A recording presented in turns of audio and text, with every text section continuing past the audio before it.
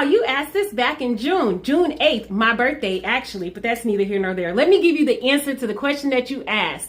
So first and foremost, the brand actually doesn't matter.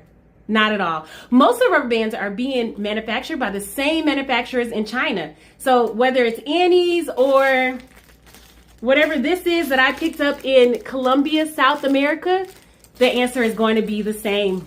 So let me get to it. Those shiny flat ones are going to break the fastest. Those are the worst, especially for black hair. Black hair tends to have a lot of products in it, and those products tend to be oil-based. Oil breaks down plastics, adhesives, and rubber. So anytime you're getting ready to do a black child's hair, those flat ones that already pop really easily are a terrible choice for hair that has product in it. Now, you're going to move on to the rubber bands that are not flat and are not shiny. They're the more dull ones, and they look kind of rectangular.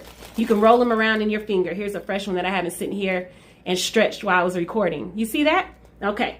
So these tend to not break as easily. They're thicker, right?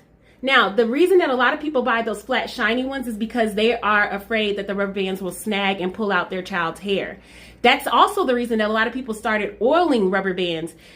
Listen, you don't need to oil the rubber bands to keep them from pulling out your child's hair. All you need to do is snip the rubber band. You can either use a seam ripper that you use for sewing, or you can use cuticle nippers. Both are just as good. Again, the brand doesn't matter. I picked these up in South America, and they work just as well as the ones I picked up in the States. Now, I will tell you ahead of time, don't store your rubber bands in sunlight because they will dry rot like anything else that's rubber or plastic. You know how the sun can bleach things, take the color out, or dry rot them and make them more fragile? It does the same thing in the rubber bands. So if your rubber bands happen to be sitting near a window, maybe on a desk or something like that, they will start to lose their integrity and they will pop really easily like these. Now this one is on its way, but it's of course making a liar out of me because I'm on the camera. Anyway, the other thing you want to do is when you're making ponytails, like if you're trying to do a piggyback ponytail style or something like that, double up your rubber bands. That's what I teach all my parents who take my online course. I teach them to put the rubber bands on in two.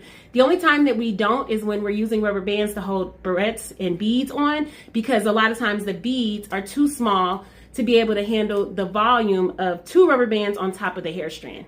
I hope this helps. Please feel free to come on over to Tutus and Tennis Shoes if you have any more hair care questions.